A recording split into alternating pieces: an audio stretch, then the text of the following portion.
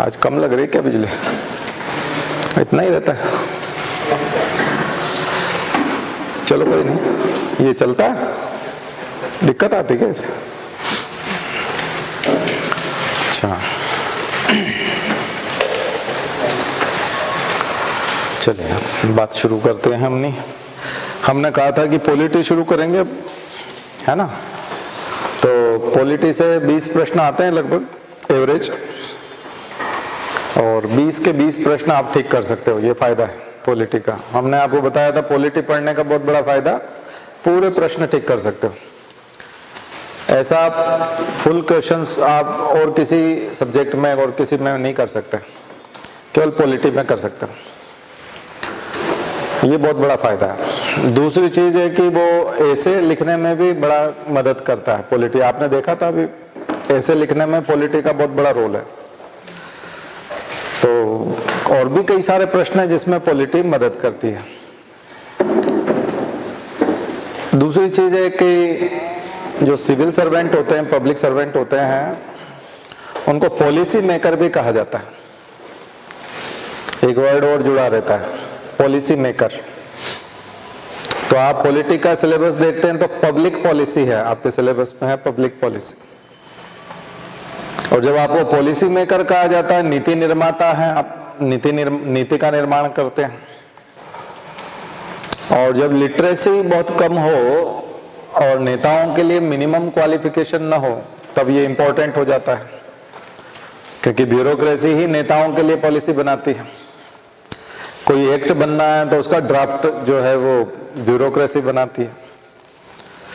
तो ऐसे में पॉलिटी आपको गाइडलाइन देती है, आपका निर्देशन करती है, मार्गदर्शन करती है, गाइडेंस करती है कि आपको नीतियां कैसे बनानी है, आपको एक्ट का ड्राफ्ट कैसे बनाना है, नेताओं को सलाह क्या देनी है। नहीं तो फिर नेता की जब ऐसाई होती है, नेता को दिक्कत आती है, क्योंकि ब्यूरोक्रेट गलत सलाह देते हैं तो नेता को दिक्कत आती है। तो नेता का फेल्योर भी आपका ही फेल्योर है। जो राजनीति है अगर वो फेल हो रही है तो आप ही का फेल्योर है, इसलिए क्योंकि आप ही सलाह दे रहे हैं तो आपके पास से ठीक नहीं पड़ रहे। तो इसलिए कॉन्स्टिट्यूशन जो पॉलिटी वाला हिस्सा है वो बहुत अच्छा होना चाहिए। तो कोशिश ये होनी चाहिए कि 20 में से 20 ठीक हो जाए। तो मैंने आपको बताया था किस तरह से होंगे, उसमें लॉ पढ़ लीजिए, एक्ट पढ़ लीजिए, जो पूर्व निर्णय दिए गए हैं सुप्रीम कोर्ट के वो देख लीजिए, पार्लियामेंट में जो कानून बना है वो देख लीजिए, प्रेसिडेंट ने इन दिनों में कोई अध्यादेश निकाला है तो वो देख लीजिए, ऑर्डिनेंस। इसके अलावा सरकार की नीतियां, पॉलिसीज, स्कीम, प्लान, प्रोग्राम, 3 चीजें होती हैं, स्कीम, प्लान एंड प्रोग्राम। ये इकोनॉमी में भी आएगा, पॉलिटी में भी आएगा, दोनों में आएगा। और न्यूज़पेपर में जो खबरें छाई रहती हैं पॉलिटी से जुड़ी हुई, कॉन्स्टिट्यूशन को लेकर के, वो आपका सिलेबस हो जाएगी। तो सिलेबस कहाँ से निकल के आएगा आपको समझ में आ गया? ठीक है। ये सब चीजें चाहे वो सुप्रीम कोर्ट का हो चाहे संसद का हो, न्यूज़पेपर में भी आएगी, क्योंकि उसका डिस्कशन होगा, क्रिटिसिज्म होगा, तो उसके सभी पक्ष आपको पता होना चाहिए। ये बहुत जरूरी है, एक डेमोक्रेसी के लिए भी जरूरी है, जागरूक व्यक्ति के लिए भी बहुत जरूरी है। अब सब लोग जागरूक तो नहीं हो सकते हैं, तो हमारी डेमोक्रेसी बहुत मोटे तरीके से चलती है, इसलिए कोई बहुत ज्यादा परेशान होने की जरूरत नहीं होती, क्योंकि हर आदमी उतना दबाव महसूस नहीं करता। कई लोग तो वोट देते समय भी उतना दबाव नहीं ले, वो सोचते हैं हमारा वोट छूट गया है, लेकिन अब एक वोट से क्या फर्क पड़ता, तो वो इतना परवाह करते नहीं, क्योंकि हार जीत भी बहुत कम जगहों पर कम अंतर से होती है ना। अधिकांश जगहों पे भारी अंतर होता है, 2-2.5 लाख का अंतर होता है, विधानसभा में भी हजारों का अंतर होता है, 20,000 वोट से जीते, 30,000 वोट से जीते, तब आदमी एक वोट की अहमियत उस तरह से समझता नहीं है। इसलिए डेमोक्रेसी में ये कहना कि ये प्रत्येक नागरिक को पढ़ा लिखा होना जरूरी, इन सब की जानकारी अब बहुत मोटे तरीके से चलती है, इसलिए इसको लिटरेसी की तरफ लेना तो चाहिए, पॉलिटिकल लिटरेसी के तौर पे कॉन्स्टिट्यूशन को लेना चाहिए। लेकिन नहीं लेते हैं तो ठीक है, दबाव समूह होते हैं, इनका स्थान ले लेते हैं दबाव समूह, प्रेशर ग्रुप्स। समाज के अलग अलग जातियों के संगठन होते हैं, ये क्षत्रिय संगठन है, ये राजपूत संगठन है, ये ब्राह्मण संगठन है, ये कुर्मी संगठन है। तो अलग अलग समाज के जाति के संगठन होते हैं और उनके अध्यक्ष जो होते हैं वो किसी किसी पॉलिटिकल पार्टी से जुड़े रहते हैं और इस प्रकार से उसको समर्थन देते हैं। पूरा समाज फिर उसके पीछे चलने की कोशिश करता है। तो उस समाज के अगर हित नुकसान कोई कहीं उनको कोई नुकसान होता है तो फिर वो सब लोग बोलते हैं आप ही हमको इतने लोगों को वोट दिलवाने की बात कर रहे थे कि इनको वोट दो, अब आप बताओ हमारे साथ ये क्या कर रहे हैं। तो उसके ऊपर दबाव आता है, फिर वो नेता पे दबाव डालता है, ऐसा करके पॉलिटिकल पार्टी पे दबाव डालता है। तो जब लिटरेसी कम होती है, निरक्षरता ज्यादा होती है, तब इस प्रकार के दबाव समूह ये उसका स्थान ले लेते हैं। एक आदमी की ताकत किसमें बदल जाती है? समूह में बदल जाती है, और वो समूह फिर राजनीति को प्रभावित करता है। कई बार उस समूह में से जो नेता होता है उसको टिकट मिलता है। यूपी में जब हम बोलते हैं ना जातिगत राजनीति हो रही है, तो जातियों के जो अभी आप देख रहे हो, वो मौर्य जो है वो इधर से उधर आ गया, तो अब वो मौर्य उसकी जाति के जितने लोग हैं वो सब अपेक्षा, अच्छा वो अकेला नहीं आया, मतलब ऐसा माना जाता है कि वो आया मतलब अपनी जाति का बड़ा समूह लेके आया, है ना, इतने लोग अब इधर आ जाएंगे। इसी तरह से यादव इधर उधर होता है तो ऐसा माना जाता है कि सारे यादव अब इधर हो जाएंगे, इस तरह से माना जाता है। तो जब वोट की ताकत, एक आदमी के वोट की ताकत उस तरह से नहीं होती, या मान्यता उतनी नहीं होती, या यूं कहें कि लिटरेसी नहीं है, जानकारी नहीं है, जागरूकता नहीं है। जब सब जागरूक हो जाएंगे तो ये सब चीजें अपने आप बंद हो जाएंगी, दबाव समूह बंद हो जाएंगे, प्रेशर ग्रुप्स बनना बंद हो जाएंगे। ठीक है, अभी ये जो दल, ये जो जातिगत राजनीति क्यों चलती है? क्योंकि साक्षरता नहीं है।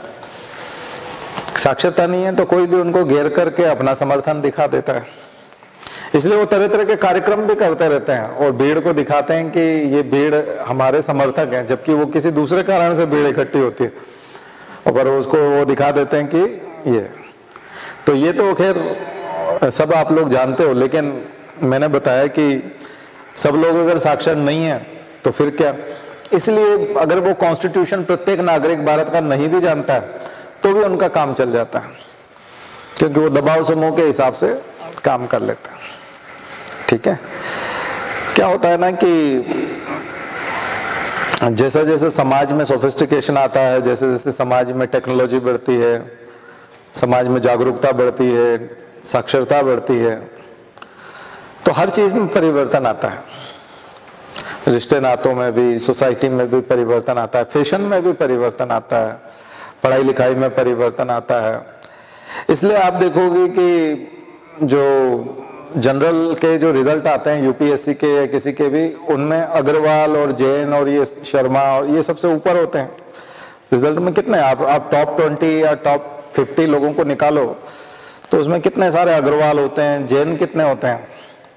तो इसका मतलब ये है कि वो समाज परिष्कृत हो चुका है, वो समाज पैसे से सक्षम हो चुका है, वो समाज जागरूक हो चुका है, वो समाज लिटरेट हो चुका है, और वो इतना जागरूक हो गया है कि अब हर जगह उसकी प्रतिनिधित्व दिखता है। उसके लिए किसी को सपोर्ट करने की जरूरत नहीं पड़ती, आह्वान नहीं करना पड़ता, इनवाइट नहीं करना पड़ता कि आओ आपको आगे आना है, नहीं, वो अपने आप आगे आता है।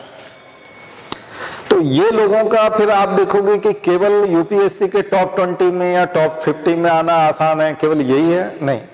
फिर आप उनके घरों में जाओगे तो मकान भी बहुत अच्छे तरीके से बने हुए मिलेंगे, फिर आप उनके कपड़े देखोगे तो ब्रांडेड होंगे या फिर वो बहुत अलग प्रकार के होंगे, जो सामान्य लोगों से थोड़े अच्छे कपड़े होंगे। फिर आप उनका खाना पीना देखोगे तो वो दूसरों से स्टैंडर्ड होगा उसका। तो हर चीज में मिलेगा आपको, हर चीज में स्टैंडर्ड आएगा। जब आता है तो फिर सब में आता है, तो फिर वो वोट देने में भी आता है, वो फिर नेता बनते हैं, टिकट भी वही सबसे ज्यादा हासिल करते हैं। वो किसी पॉलिटिकल पार्टी के अध्यक्ष होते हैं या फिर वो टिकट बेच दे रहे होते हैं। फिर शेयर मार्केट में भी उधर दखल होता है, तो फिर व्यापार में भी होता है, तो फिर मॉल भी उन्हीं के होते हैं। बात समझ में आई? तो बड़े बड़े शॉपिंग मॉल भी उन्हीं के होते हैं। तो ये जो चीज है। और विदेशों में फिर आप देखोगे कि पराग अग्रवाल वहां पर वो सीईओ बन गया, किसका? वो सीईओ तो क्या बना था वो पराग अग्रवाल, ट्विटर का था ना। हाँ, तो वो वहां वो बन गया। फिर आप देखो विदेशों में भी वही दखल है। तो ये जो मैच्योरिटी आती है ये एक साथ सभी में आती है। अब ऐसे में कॉन्स्टिट्यूशन, यही मैं आपको बता रहा था, कई बार जब ये सब चीजें हासिल हो जाती है तो उसके बाद आप कॉन्स्टिट्यूशन जानते हो कि नहीं जानते हो, कई चीजें बेकार हो जाती। कॉन्स्टिट्यूशन से कोई लेना देना नहीं फिर, क्योंकि आपने वो जो कॉन्स्टिट्यूशन के जानना जो जरूरी था जिसके लिए, वो आपने वैसे ही हासिल कर लिया। वही तो आप हासिल करने जा रहे थे और आप बिना जाने हासिल कर लिया आपने। तो फिर दूसरे समुदाय प्रेशर ग्रुप्स के माध्यम से जानने की कोशिश करते हैं या हासिल करने की कोशिश करते हैं।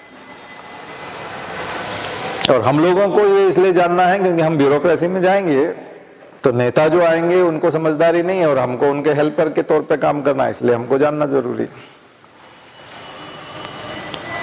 तो अब आपको अपने आप सिलेबस समझ में आ जाएगा,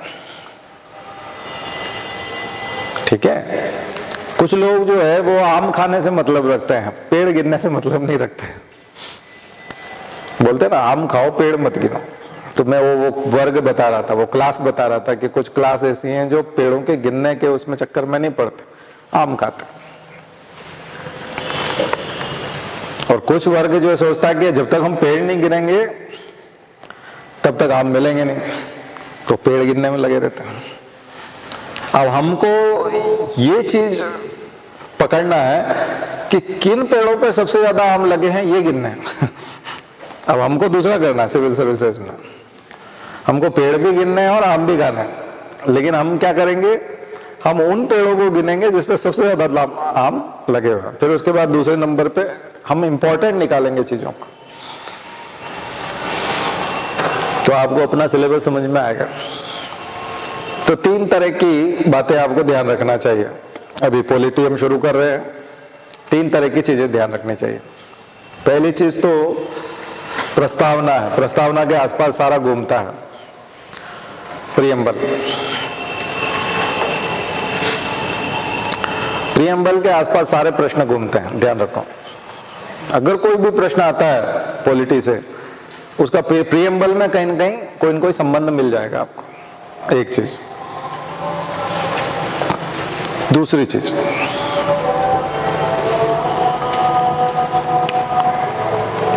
प्रशासन में मददगार, प्रशासन में हेल्प करने वाली ऐसे चीजें हैं कॉन्स्टिट्यूशन की, पॉलिटी की, जो एडमिनिस्ट्रेशन में हेल्प करती है, एग्जीक्यूट करने में हेल्प करती है। क्योंकि कॉन्स्टिट्यूशन जो बनाया गया वो इसीलिए बनाया गया है कि जो भी पॉलिसी है, एक्ट है, वो एग्जीक्यूट कैसे होगा, उसका कार्यान्वयन कैसे होगा, लोगों तक उसका फायदा पहुंचेगा कैसे, वो काम है कॉन्स्टिट्यूशन। कोई आपसे पूछे कि क्या काम है कॉन्स्टिट्यूशन का, काम ये है कि लंबे समय तक जो योजनाएं बनेंगी, कार्यक्रम बनेंगे, कानून बनेंगे, उनका पालन जनता से कैसे करवाया जाए या उसका लाभ जनता को कैसे मिले, इसकी पूरी प्रक्रिया दी हुई है कॉन्स्टिट्यूशन में। क्योंकि वो एजेंसी जितनी भी हैं, वो सब एजेंसी उसका पालन कैसे करवाएगी, उसकी प्रक्रिया है। और ये संचालन होगा कैसे, इसका पूरा मैकेनिज्म पॉलिटी कहलाता है। पूरा मैकेनिज्म क्या कहलाता है, पॉलिटी, राज व्यवस्था। और तीसरी चीज, पहली चीज तो आपको बता दी प्रस्तावना के आसपास ध्यान रखिए। दूसरा चीज बताया कि आप लोगों तक लाभ कैसे पहुंचाएं। और फिर तीसरी है कि जो जरूरतमंद हैं या बेनिफिशरीज हैं, लाभार्थी हैं, जिनको इसका लाभ मिलना चाहिए, तो कौन कौन सी ऐसी चीजें हैं इसमें जो सीधे उनको मिल सकती हैं। कॉन्स्टिट्यूशन की कौन कौन सी चीजें हैं जो सीधे उनकी रक्षा करती है, सीधे उनको मिलती है, उसकी जानकारी।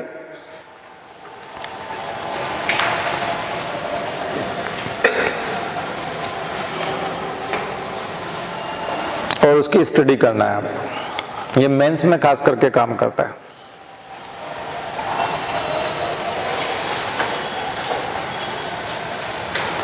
इसको आर्टिकल 32 से भी जोड़ सकते हैं। एग्जाम्पल आप लिखना चाहें तो आर्टिकल 32, जिसको संविधान की आत्मा कहा है आम्बेडकर ने। आम्बेडकर ने संविधान की आत्मा 32 को क्यों कहा? कुछ लोग तो आत्मा प्रस्तावना को बोलते हैं, लेकिन आम्बेडकर 32 को बोलते हैं। 32 को बोलते हैं, ये सब तो ठीक है, लेकिन ये लागू होगा कैसे? आप दिलाएंगे कैसे? ठीक है, मिलेगा कैसे? केवल लिस्ट बनवाई जाए खाने पीने की और खाने को कुछ ना दिया जाए तो फिर कैसे काम चलेगा? ये तरीका बताता है कि खाने को मिलेगा कैसे, बाकी सब तो लिस्टिंग है। ठीक है, तो अब आप इंपॉर्टेंट निकालने की कोशिश करेंगे इन तीनों को जो देखेंगे तो उससे इंपॉर्टेंट। तो हम पहले वाले पॉइंट पे चलते हैं। सबसे पहले प्रस्तावना। तो आज हम लोग प्रीएम्बल की कोशिश करेंगे कि प्रीएम्बल से इसको जोड़ा जाए। प्रीएम्बल जो है उसमें दो लोगों की छवि दिखती है, एक तो पंडित जवाहरलाल नेहरू की और दूसरी इंदिरा गांधी की। जो संशोधन हुए हैं वो इंदिरा गांधी ने किए हैं। संशोधन से पहले की जो प्रीएम्बल है उसमें जवाहरलाल नेहरू की छवि दिखती है, क्योंकि उद्देश्य प्रस्ताव जो उन्होंने रखा था, ठीक है, जो रिजोल्यूशन, ऑब्जेक्टिव रिजोल्यूशन की बात जब आती है ना, उद्देश्य प्रस्ताव की, वो पंडित जवाहरलाल नेहरू का है। और इसलिए पूरे प्रस्तावना में आपको इमेज दिखेगी किसकी? पंडित जवाहरलाल नेहरू, उन्हीं की छवि दिखती है। और किसी नेता का, यहां तक कि गांधी का भी दर्शन उस तरह से पीछे रह जाता। बड़ा महत्वाकांक्षी और बहुत डोमिनेंट पार्ट है ये प्रस्तावना, प्रीएम्बल। बहुत सारे देशों में प्रीएम्बल नहीं है, लेकिन अमेरिका के कॉन्स्टिट्यूशन में प्रीएम्बल है और संयुक्त राष्ट्र के संविधान में भी है। संयुक्त राष्ट्र का जो यूएन चार्टर हम बोलते हैं, उसकी शुरुआत भी प्रीएम्बल से होती है। प्रीएम्बल संकल्प भी है, यहाँ क्योंकि रिजोल्यूशन की बात कर रहे हैं हम लोग, एक उद्देश्य संकल्प है और गाइडलाइन भी है, मार्गनिर्देशन भी करता है। जब भी कभी कोई डायलेमा आएगा, कोई दुविधा होगी, तो प्रीएम्बल गाइड करता है। प्रीएम्बल जिसने बहुत अच्छे से कर लिया, वो 5 से 10 प्रश्न बहुत अच्छे से कर सकता है, कुछ नहीं करना होता। नियत पूछता है परीक्षा में, वो आपकी नियत जानना चाहता है कि आपकी नियत क्या है। कई बच्चों की नियत ऐसी होती है कि उनको लगता है कि इसमें से हिस्सेदारी होगी तो दूसरे बच्चे को देख के वो जल्दी जल्दी खाने लगते हैं, तो कुछ बचेगा नहीं तो हिस्सा बांटना ही नहीं पड़ेगा। आपने देखा होगा छोटे बच्चों में इस प्रकार का भाव होता है, सबको बंटवारा किया गया या किसी को ज्यादा मिल गया या कुछ वैसा हुआ तो वो उसको जल्दी खा के खत्म कर दे। हमारे यहाँ एक बिल्ली का बच्चा है, बच्चा नहीं, अब वो एक बड़ा हो गया, सीनियर हो गया थोड़ा, और उसके छोटे उसी की माँ ने 3 बच्चे और दिए, वो भी वहां आ गए। तो पहले 3 थे, उनमें से एक रह गया, तो वो बड़ा हो गया। अब बाद के 3 और आ गए, तो उनमें से एक जो है वो उससे डरता नहीं है, सीनियर से डरता नहीं, अपने बड़े जो है उससे डरता नहीं, वो नजदीक आ जाता है और उसके लिए अगर कुछ पड़ा होता है कटोरे में कुछ भी खाने का तो वो उसके सामने ही खा जाता है। अब क्या करता है कि वो आके डिमांड करता है, छोटे छोटे तीनों आके डिमांड करते हैं कि हमको कुछ दो, तो आवाज लगाते हैं कि हमारे लिए कुछ खाने का लाओ, और वो कहीं दूर होता है तो वो दौड़ के आता है। वो ये समझता है कि इस घर पे मेरा अधिकार है और यहां से कुछ भी दिया जा सकता है तो उसे मैं ही हासिल कर सकता हूं, उसको कोई दूसरा नहीं कर सकता। तो जब उसमें कटोरे में कुछ डाला जाता है खाने के लिए, तो वो जो बड़ा है सीनियर, वो बहुत तेज गति से खाता है और उनको पास में नहीं फटकने देता। उसको भूख नहीं लगी होती ना, बिल्कुल नहीं लगी, या उसकी पसंद की चीज नहीं होती, जो सामान्यतः उसको डालते हैं तो वो सूंघ के चला जाता है, खाता नहीं है। लेकिन जब वो 3 को नहीं देना होता है तब वो उसको भी खा जाता है, जो उसको पसंद नहीं है उसको भी खा जाता है, और तब तक बिल्कुल नहीं छोड़ता हो, जबकि उसको भूख नहीं लगी अभी, तो भी वो बिल्कुल छोड़ता नहीं है। ये जो प्रवृत्ति है ये मनुष्यों में भी होती है। इसमें नियत पता चलती है कि आपकी नियत क्या है, मिल बांट के खाने की नियत है कि नहीं। तो प्रश्नों के उत्तर में आपके 5 प्रश्न ऐसे आते हैं यूपीएससी में पॉलिटी से, जिसमें सिर्फ आपकी नियत से प्रश्न सही हो जाएगा बस। मतलब आप बी वाला आंसर इसलिए नहीं लगेंगे, इतना थोड़ी दे सकते हैं क्या किसी को तो उसी पे आपको लगेगा, आपका मन लगेगा कि नहीं देना चाहिए, ठीक है दो, हम नहीं मना करते दो, लेकिन इतना बस वो फिर बी नहीं लगाएगा, सी या सी लगा दे। हाँ ये ठीक है, क्योंकि वो उसको सूट करता है। तो 5 प्रश्न ऐसे, उन 5 प्रश्नों का उत्तर बिल्कुल ठीक ठीक अगर देना हो तो प्रीएम्बल ढंग से पढ़ लो। ठीक है, आप अपनी नियत नहीं बदल सकते, अपना सोशलाइजेशन नहीं बदल सकते, आपके अंदर एथिक्स जो आपके अंदर डाल दिए गए हैं वही रहेंगे, एकदम से तो आप बदल नहीं पाओगे, पर आंसर तो सही होना चाहिए ना। इस बार भी था वो कल्याणकारी, क्या था, लोक कल्याण, हाँ लोक कल्याणकारी था, और एक में डीपीएसपी था। तो आंसर कौन सा सही है, डीपीएसपी। क्यों? क्योंकि डीपीएसपी ज्यादा सॉलिड चीज है, लोक कल्याणकारी उपदेश है। लोक कल्याणकारी क्या है, केवल बातें हैं, बातों का क्या, ठीक है। और वो क्या है, इसलिए राइट टू हेल्थ क्यों नहीं दिया, क्योंकि वो संभव नहीं था। राइट टू फूड इसलिए दे दिया क्योंकि गोदाम भरे पड़े एफसीआई के। कुछ बात समझ में आई? फूड कॉर्पोरेशन ऑफ इंडिया के गोदाम भरे पड़े, ओवरफ्लो हो रहे हैं, जगह नहीं है।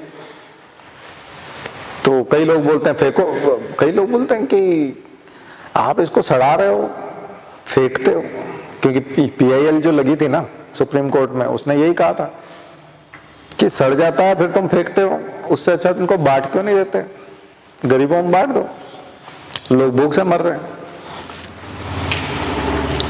तो वो दे दिया, गवर्नमेंट ने कर दिया। क्यों कर दिया? क्योंकि सुप्रीम कोर्ट ने भी कह दिया कि इसको गरीबों में क्यों नहीं बांट देते, पीआईएल लगी है, लोग मांग कर रहे हैं, लोग भी मांग करने लगे, सुप्रीम कोर्ट ने भी कर दिया तो गवर्नमेंट ने भी कर दिया, राइट टू फूड हो जाओ। और अभी पेंडेमिक में भी उन्होंने फ्री दिया खाना, अनाज दिया फ्री में। राइट टू एजुकेशन भी दिया कि इतने सरकारी स्कूल नहीं खुल सकते तो क्या दिक्कत है, ये भी तो हो सकता है कि हम जो है प्राइवेट स्कूलों में कुछ आरक्षण कर दें सीटों का, कि उसमें गरीब लोगों के बच्चे भी पढ़ेंगे जो वहां फीस नहीं दे सकते। तो राइट टू एजुकेशन में कर दिया। एम्प्लॉयमेंट देना जरूरी था तो मनरेगा कर दिया। बात समझ में आई ना? तो ये दिया जा रहा है, ये वाकई में दिया जा रहा है। मनरेगा एक सतत प्रक्रिया है। आरटीआई, करप्शन रोकना है तो ये बहुत बड़ी चीज है। अधिकारियों को आरटीआई बिल्कुल अच्छा नहीं लगता, क्योंकि कोई भी घुसाता है और बोलता है कि ये इंफॉर्मेशन हमको दो, तो उससे तो उनकी फाइल की नोटिंग भी चली जाती है, स्टेटस चला जाता है कि अभी इस केस का स्टेटस कैसा है, कई बार पता चल जाता है ना। कई बार बोलते हैं ये ऑनलाइन दिखना चाहिए, मैंने जो एप्लीकेशन दी उसका स्टेटस क्या है, अभी उसके साथ क्या हो रहा है, वो फाइनल क्यों नहीं हो पाया, अभी हमको स्टेटस बताओ। आप जाति का प्रमाण पत्र लोक सेवा केंद्र से बनवाते करते, नंबर मिलता है, मोबाइल पे एक मैसेज आ जाता है, एक नंबर मिल जाता है, बोलते अभी एसडीएम के साइन नहीं हुआ है, वहां से वहां हो गया है, तो जिम्मेदार व्यक्ति एकदम सामने आ जाता है कि अभी जो मेरा प्रमाण पत्र नहीं बन पा रहा वो कौन से आदमी की वजह से नहीं बन पा रहा है। तो उसको आप फोन लगवा सकते हो, बड़े अधिकारी से विधायक के पास जा सकते हो, बड़े अधिकारी से छोटे अधिकारी की डांट लगवा सकते हो या शिकायत लिख सकते हो। तो प्रेजेंट स्टेटस पता चलना, आरटीआई लगना, ये सब अधिकार के तौर पे मध्य प्रदेश में लोक सेवा गारंटी कानून है एक तरह से कि आपको पब्लिक सर्विस जो आपका कमिटमेंट है उस टाइम पे देना ही है, सिटीजन चार्टर के हिसाब से आपको देना है, मतलब देना है।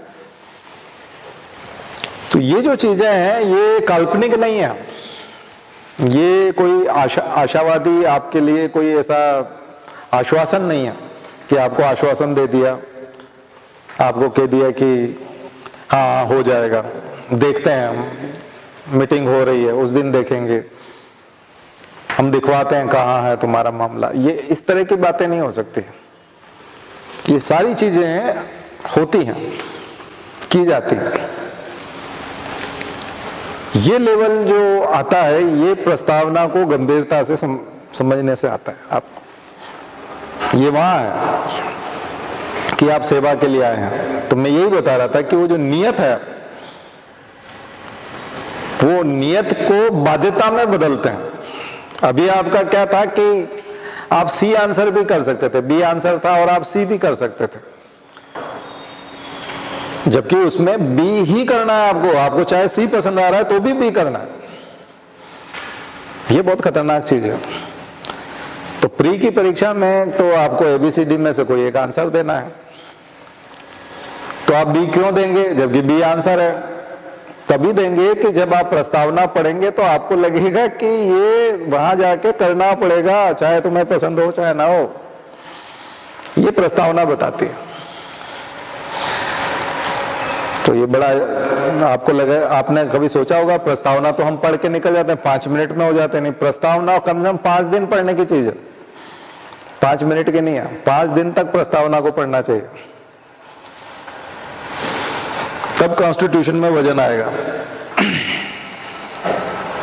एक एक शब्द जो प्रस्तावना का है उस पे एक एक पेज लिखना आना चाहिए, 150 शब्द लिखना आना चाहिए एक एक शब्द के ऊपर। हम भारत के लोग 150 शब्द लिखो। क्या होता है हम भारत के लोग, किसे कहते हैं हम भारत के लोग? 150 शब्द लिखो। बहुत भारी भरकम शब्द है, सामान्य शब्द नहीं है। क्योंकि हम भारत के लोग बोल दिया मतलब उसके ऊपर कोई नहीं है। संप्रभुता, सोवरेंटी, सोवरेंटी का सिद्धांत है। संप्रभुता किसमें निहित है? जनता में निहित है। तो आप संप्रभुता के जितने सिद्धांत पढ़ोगे, पहले के जमाने में राजा में होते थे, डिवाइन किंगशिप की बात करते हैं हम लोग, बलबन की बात करते थे। बलबन का सिद्धांत था राजत्व का सिद्धांत, किंगशिप का सिद्धांत। बलबन ये कहता था कि ये खुदा का सीधा पैगंबर जैसा ही है, खुदा के बहुत नजदीक है ये, और इतना ऊंचा होता है बादशाह सुल्तान कि आपको उनके पैर चूमना चाहिए, पेबोस, और सिजदा करते हुए आओ। वहीं से जहां से आप दरबार में प्रवेश करोगे वहीं से झुक करके सिजदा करते हुए आओगे, झुके हुए रहोगे, कमर झुका के बिल्कुल हाथ ऐसे और यूं करते हुए आओगे, और फिर आकर के बादशाह के पैरों को चूम लो। तो कॉन्फिडेंस तो आदमी का वैसे ही खत्म हो जाता है। आप एक तो वहीं से झुके हुए हो, ऊपर देख सकते नहीं और उसका चेहरा नहीं देख सकते। तो अगर मान लिया ऐसे में वो नाक खुजा रहा है, कान खुजा रहा है ना, ऐसा अगर दिख जाए तो आदमी का तो वैसे ही आ जाए, पागल आदमी है, इसको बादशाह किसने बना दिया, इसको बैठना नहीं आता, तमीज नहीं है, सिंहासन पे कैसे बैठते हैं ये वो। तो फिर वो वहां जाके नजदीक आकर के क्वेश्चन कर सकता है ना, बादशाह वो मैं सुन रहा था 1 साल से आप ऐसे ऐसे घोषणा कर रहे थे, कुछ हुआ तो है नहीं। तो ऐसे आके बात कर देगा। तो उसका कॉन्फिडेंस वहीं से लूज कर दिया उसने। बोले ये खुदा का सीधा बंदा है और ये किंगशिप सिद्धांत है और ये ऐसा है, और तुम वहीं से झुक जाओगे गेट से ही, और वहीं से झुके झुके आओगे, सीधा पैर चूमोगे। अब पैर कितनी गंदी चीज होती है, जूते में रहता, बदबू भी आती, और उसको पेबोस करोगे, आकर के उसको चुमोगे, किस करोगे उस पर। कितना खतरनाक चीज है। उसके बाद क्या बचेगा? उसका कॉन्फिडेंस खत्म आदमी का, आपने तो मार दिया उसको, सामने वाले को। इसलिए सोवरेंटी वहां पर है, उस राजा में सोवरेंटी, संप्रभुता है। ऐसे ही आप दूसरे सिद्धांत आस्टीन का देखो, प्लेटो का देखो, एरस्तु का देखो, कि पॉलिटिकल साइंस में जब पढ़ते हैं तो 50 तरह के संप्रभुता के सिद्धांत आते हैं। सब बोलते हैं वो कि ने उसको बनाया। औरंगजेब भी इसी टाइप की बात करता था कि राजा का स्टेटस बहुत अच्छा होता है ना। लेकिन अकबर के यहाँ पर अकबर को ग्रेट इसलिए कहा गया, कई लोग मानते हैं कि अकबर को ग्रेट नहीं मानना चाहिए क्योंकि वो मुसलमान है, लेकिन अकबर जो है वो इस्लाम चला सकता था, इस्लाम को फैला सकता था, लेकिन उसने एक तो दीन इलाही चलाया, हालांकि उसमें शामिल कोई नहीं हुआ दीन इलाही में कोई विस्तार नहीं हुआ। दीन इलाही धर्म को ऐसा नहीं कि बहुत सारे अनुयायी हो गए थे, उसने खुद में कहा भी कि देखो ये बड़ा सेक्युलर टाइप का है और इसको वही धारण करेगा जो नॉनवेज नहीं खाएगा, फलाना ये वो, बहुत बहुत सारे नियम थे उसके। और ये आपकी इच्छा पे निर्भर करता है कि आप इसको, मैं बादशाह हूं इसलिए मेरे डर से इसको मत करो तुम, बल्कि इसको अपनी इच्छा से करो। अगर तुमको लगता है कि ये धर्म पालन करने लायक है तो फिर इसमें आओ, कोई जोर जबरदस्ती नहीं है। तो लोग आए नहीं, वही जैसे कि सब लोगों का कि एक एक लोटा दूध डालोगे, तो सुबह देखा तो सारे लोगों ने पानी डाला था, वैसा काम था, सबने डाला कि कोई न कोई तो डालेगा। सबको लगा मैं नहीं जा सकता बादशाह के नजदीक, लेकिन बादशाह तो बादशाह है, उनके पास तो बहुत सारे लोग हैं, तो धर्म में बहुत सारे लोग तो हो ही जाएंगे बादशाह के पास, पर कोई नहीं गया। थोड़े बहुत थे, बीरबल और वो जो पहले से ही शाकाहारी थे तो बकरी कोई छोड़ना नहीं चाहता था तो वो गए नहीं। तो अब एक मुसलमान होकर के एक सेक्युलर धर्म बनाना, फिर इस तरह से बहुत सारे नियम बनाना, पूरी जिंदगी वो इबादत खाना का नाम सुना होगा आपने, जहां वो धर्म गुरुओं से मिलकर के चर्चा। अकबर को कोई जरूरत नहीं किसी दूसरे धर्मों के ज्ञान को सुनने की, ऐसे किसी संत को सुनने की या उसका कलेक्शन करवाने की, अनुवाद करवाने की। उसके राज्य में अनुवाद हुए, रामायण के, महाभारत के अनुवाद हुए, धार्मिक ग्रंथों के अनुवाद हुए। हिंदू धर्म को उसने बहुत नजदीक से जानने की कोशिश की, सभी धर्मों को जानने की कोशिश, केवल हिंदू धर्म के प्रति नहीं, सभी धर्मों के प्रति एक जैसा भाव था उसका। तो ये बहुत बड़ी चीज जो थी, ये उसको डिफरेंट बनाती है।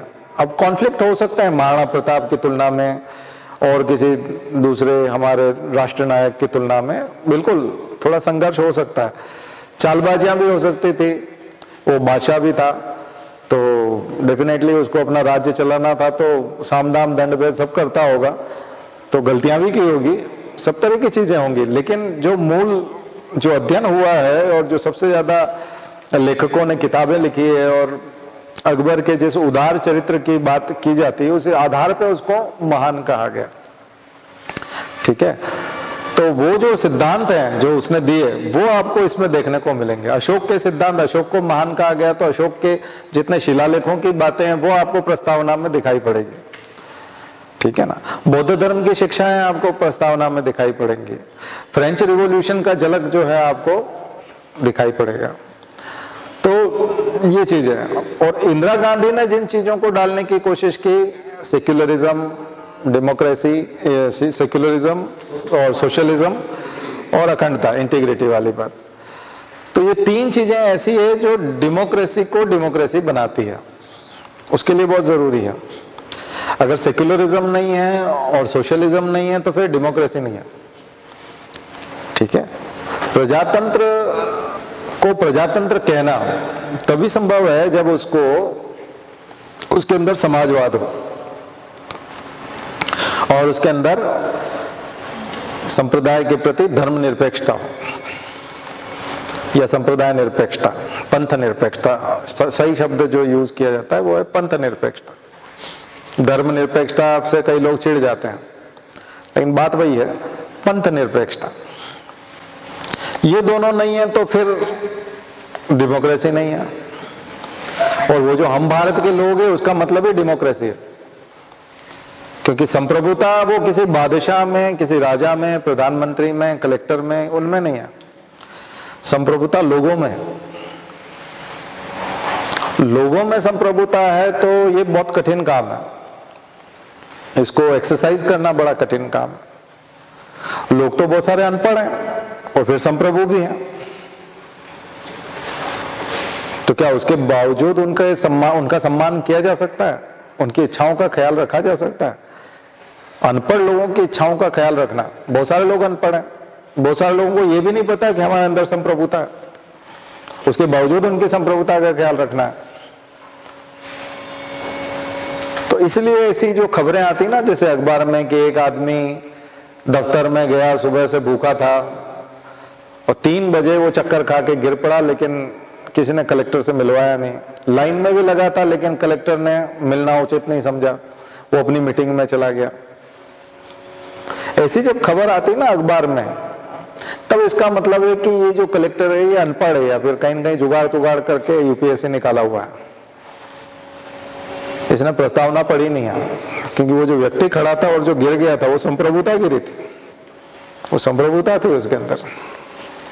अब बात समझ में आएगी आपको, गंभीरता समझ में आएगी उसकी। राशन की दुकानों में जो लाइन में खड़े हैं वो संप्रभुता है, सोवरेंटी है। देखा जाए तो बलबन खड़ा है उस जमाने का, और सुल्तान जब ऐसे खड़ा हो तो राशन मिलना चाहिए। तो कई लोग हैं भारत में जो अपनी, खास करके मैं कभी क्लास में पढ़ा रहा था तब रामायण का जिक्र कर रहा था कि भगवान राम इन सब की चिंता करते थे, अपनी प्रजा की चिंता करते थे। तो इसका मतलब वो संप्रभुता खुद में नहीं मानते थे। भगवान राम संप्रभुता किस में मानते थे? प्रजा में मानते थे। तो ये था हम भारत के लोग, हम अवध के लोग, हम अयोध्या के लोग, ये भाव था भगवान राम का। और वो उन लोगों में से एक थे। भगवान राम इसका अच्छा एग्जाम्पल है। पूरी रामायण में उन्होंने, पूरे रामायण की कहानी में आप पूरा देखो तो हर जगह पर भगवान राम ये सिद्ध करते हैं। तभी तो वो दरअसल बंदरों से और भालुओं से कोई बात नहीं कर सकता। बंदर भालू से क्या बात करेंगे बताओ? वो तो इंसान ही नहीं है, यानी जो इंसान नहीं है उनको भी अपने बराबर मानते थे। सुग्रीव को बोलते थे महाराज सुग्रीव। देखो संबोधन देखो उनका। अब महाराज मतलब बंदर ही है, अब बंदर को क्या महाराज बोलना? आप तो इंसान हो ना, एक कैटेगरी ऊपर हो गई, कम से कम वो इंसान तो हो। वो दरअसल बंदर तो नहीं रहे होंगे, ट्राइब्स रहे होंगे। अगर आप अभ्युदय पढ़ेंगे नरेंद्र कोहली का तो वो लिखते हैं उसमें कि वो वानर जनजाति थी, एक ट्राइब थी। उन्होंने उनका सहयोग किया था कि चलो हम चलते हैं आपके साथ, हमको चिंता है आपकी। और हनुमान जी बंदर थे, कपि थे, तो उनको अपने साथ परिवार में शामिल करना, राम दरबार में शामिल कर लेना। राम पंचायत का फोटो होता है तो उसमें हनुमान जी दिखते हैं, बिना उसके फोटो अधूरा रहता है। चारों भाई रहते हैं, सब रहते हैं, पत्नी भी रहती, लेकिन साथ में हनुमान जी भी रहते। तो भाई वाला दर्जा देना, वो भी बंदर को, तो ये तो एक राइट टू इक्वालिटी या उसके कितना कितना ऊपर है। यानी कि जो नागरिक, अभी हमारे यहाँ हमने उनको वाइल्ड लाइफ बोला है, वाइल्ड लाइफ प्रोटेक्शन एक्ट बनाया। मानवाधिकारों में तो नहीं लेते हम उनको, ह्यूमन राइट्स में तो नहीं लेते हम। एनिमल्स को किस में लेते हैं? हाँ, यहां तक कि मोर भी होगा तो उसको नेशनल एनिमल वो बोल देंगे, राष्ट्रीय पक्षी, नेशनल बर्ड। राष्ट्रीय पक्षी देकर के संरक्षण करते हैं, लेकिन ये नहीं कहते कि मोर हमारा रिश्तेदार है और हम इंसान है। मोर को इंसान नहीं माना जाता। और इंसान जब होता है तो अब आपको समझ में आ रहा होगा हम भारत के लोग कितना खतरनाक चीज है। प्रस्तावना का पहला वर्ड ही अगर आप व्याख्या करने जाओगे तो आपको बहुत भारी भरकम लगेगा। तो वो चीज जो है, अब राम को देखोगे तो राम एक कदम आगे, वो केवल ट्राइब की बात नहीं कर रहे। मैंने क्लास में मेरे पिछले लेक्चर देखा हो आपने, अगर मैंने डाला था, अपलोड किया था, अगर आपने डाला हो तो उसमें मैंने बोला भी था कि राम अगर बिल्ली के जूठे बेर खाते हैं तो राइट टू, वो जो अनटचेबिलिटी वाला जो है आर्टिकल 17, तो वो अनटचेबिलिटी का तो एबोलिश कर ही देते हैं, वो खत्म हो जाता है। क्यों कर देते हैं? क्योंकि वो तो जो एसटी है भाई, एससी एसटी को छूना ये जो है ऐसा माना जाता है ना कि आप अपवित्र हो जाओगे, अपवित्रता की अवधारणा है। या पवित्रता की अवधारणा, आप अपवित्र हो जाओगे, तो अनटचेबिलिटी की बात आती है, छुआछूत की बात आती है। तो छुआछूत को रोकने के लिए आपको आर्टिकल बनाना पड़ा, तो रामायण में तो वो अपने आप है। राम जो है वो भिलनी के बेर खा जाते हैं, वो भी झूठे बेर जो उसने मुंह से काट के रखे थे, और उसको मां बोलते हैं, शबरी माता बोलते हैं, माते बोलते हैं।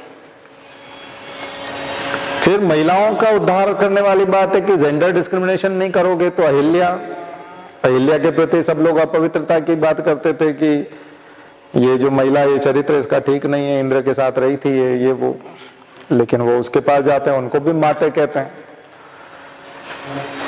ठीक है, यानी जो महिलाएं जिनकी इज्जत नहीं होती है, जिनके ऊपर चरित्र का दोष लगा दिया जाता है, लोग तो पत्थर मारते हैं उसको। कई जगह पत्थर, मुसलमानों में तालिबान और ये सब पत्थर मारने की सजा देते हैं। तालिबान क्या सजा देता है? इस महिला को पत्थर मारो और जब तक मारते रहो जब तक ये मर न जाए, ऐसी सजा देते हैं। अब ऐसी महिला को वो जाकर के मां बोल रहे हैं, तो उसमें तो प्राण आ ही जाएंगे। तो सूख के पत्थर हो ही गई थी, क्योंकि किसी महिला को आप बिना गलती के इतना आरोपी बना दोगे तो वो तो पत्थर जैसी हो जाएगी। तो ये जो सारी चीजें रामायण में, ये आपको प्रस्तावना दिखेगी। इक्वालिटी, समानता, बंधुता, ये बंधुता तो गजब की है राम की।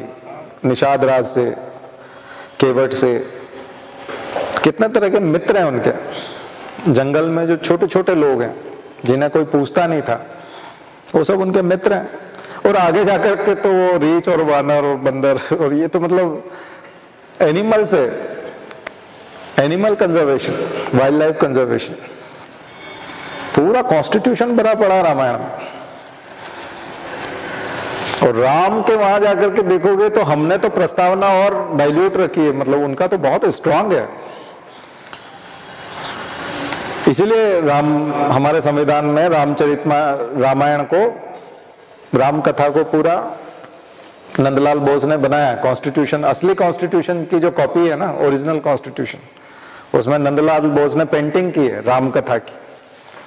और संविधान क्या है? सेक्युलर, सेक्युलर देश का सेक्युलर संविधान है। इसका मतलब राम सेक्युलर है, राम सेक्युलर है। तो हमारा देश जो है वो उस राम की बात कर रहा है। और राम यदि केवल हिंदुओं के हो जाएं तो फिर वो वाले राम ही नहीं बचते ना ओरिजिनल। ये तो आपने डुप्लीकेट अपना वाला बना लिया, वो नकली राम है। केवल हिंदुओं का जो राम है वो नकली राम है। असली राम कौन से हैं? सेक्युलर राम, जो सबके हैं। केवल हिंदुओं की बात करोगे तो वो फिर असली राम नहीं है, क्योंकि रामायण ये सिखाती नहीं है। वो किसी एक वर्ग विशेष के नहीं हो सकते, सबको अपने लगते। तो इसीलिए वो कल वो जो कमाल खान का वो जो आ रहा था, उस पर भी वो बता रहे थे कि राम किसके हैं। तो बहुत अच्छे से वो बता रहे थे कि बहुत सारे मुसलमान राम को अपना मानते थे, लिखते थे। एक ने तो यहां तक लिखा था कि जिस दिन 6 दिसंबर को राम आए थे, पहले तो वो वहां रहते थे अयोध्या में, या इसका मतलब वो बाबरी मस्जिद के अंदर ही रह रहे थे। मतलब वो कवि इस तरह से लिख रहा है कि आज मुझे दूसरा वनवास हुआ है, बाबरी मस्जिद तोड़ी है तो उससे दूसरा वनवास हुआ है, क्योंकि पहले तो मैं यहाँ रहता था। तो भावना का नाम है, मिले जुले इंसानियत, इसका नाम राम है। मिलने जुलने का राम है। अलगाव, सेपरेशन, इसका मतलब राम नहीं है। राम जब भी आते हैं, किसी के भी परिवार में आते हैं, किसी के भी जीवन में आते हैं, किसी की भी बुद्धि में अगर राम आते हैं तो वो खुशी लेके आएंगे, मेलजोल लेके आएंगे, डर को खत्म करेंगे, डर पैदा नहीं करेंगे। राम डर पैदा नहीं करते, डराते नहीं। राम जोड़ते हैं, जोड़ने का नाम राम, तोड़ने का नहीं है। विध्वंस नहीं करते, वो सृजन करते हैं। सृजन करने का नाम है राम। राम जहां जहां जाते हैं वहां लोग एक होते चले जाते हैं। अलग अलग भी रहते हो तो एक होने लगते हैं। बंदरों के यहाँ गए थे तो भी बहुत सारे बंदर इकट्ठे हो गए थे, एक होकर के काम कर रहे थे, क्योंकि वो राम का काम था। तो राम का काम मिलजुल के करना पड़ता है। तो उसको आप प्रस्तावना में देखो तो आपको प्रस्तावना दिखाई पड़ेगी उस टाइप की।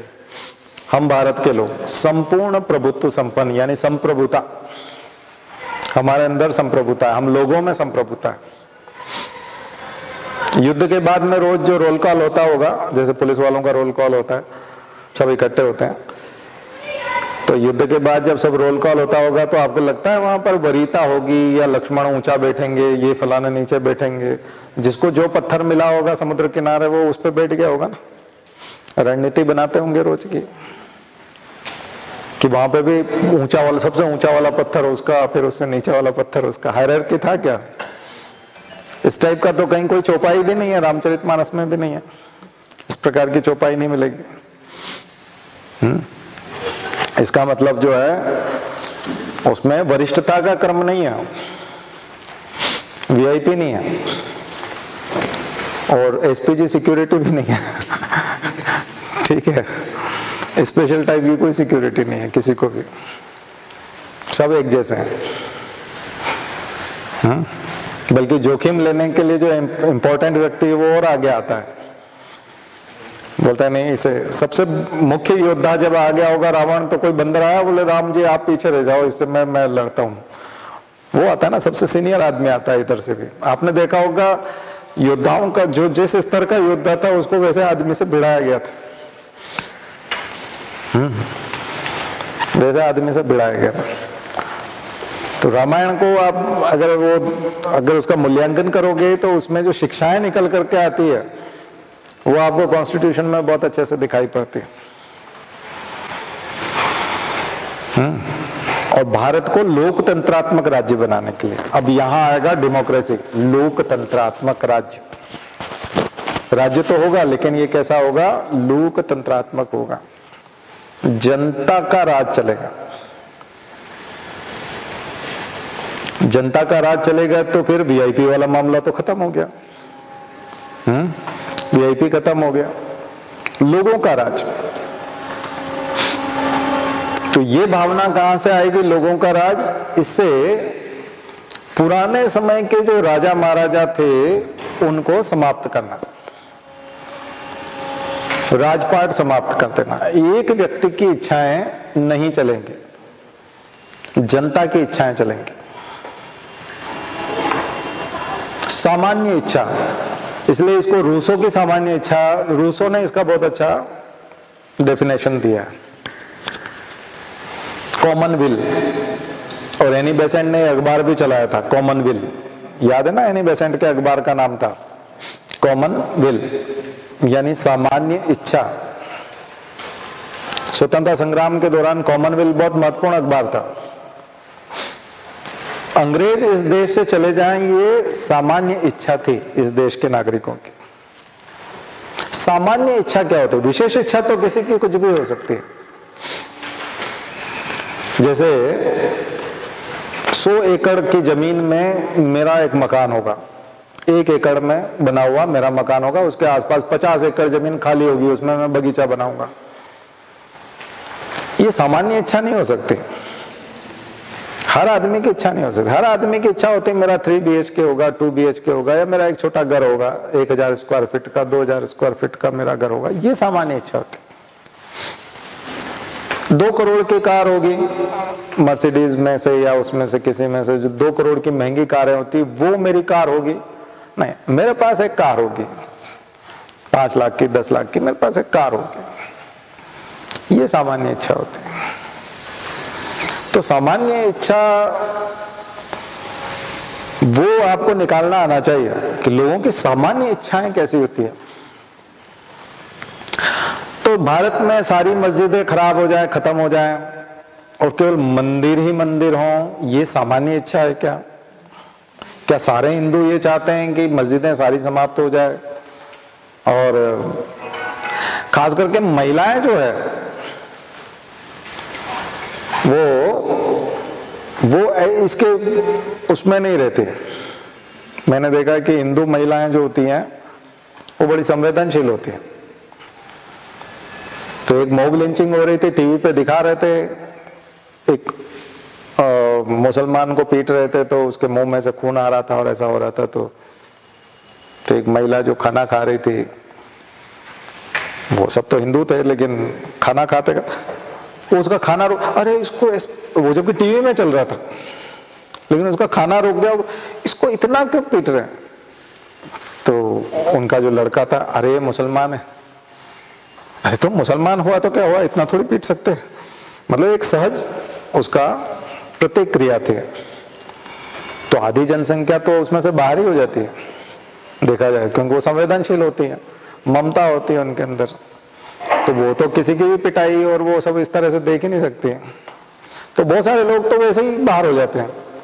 फिर कुछ लोग जिनके साथ छुआछूत हुई है, जिनको उच्च वर्ग ने परेशान करके रखा है, जिनको मंदिर में नहीं घुसने दिया जाता, जिनको स्कूल में पढ़ने नहीं दिया जाता था, ऐसे बहुत सारे लोग अपने आप समर्थन में आ जाते हैं कि ये तो हमारे साथ भी होता था ऐसा, ये सब गलत है।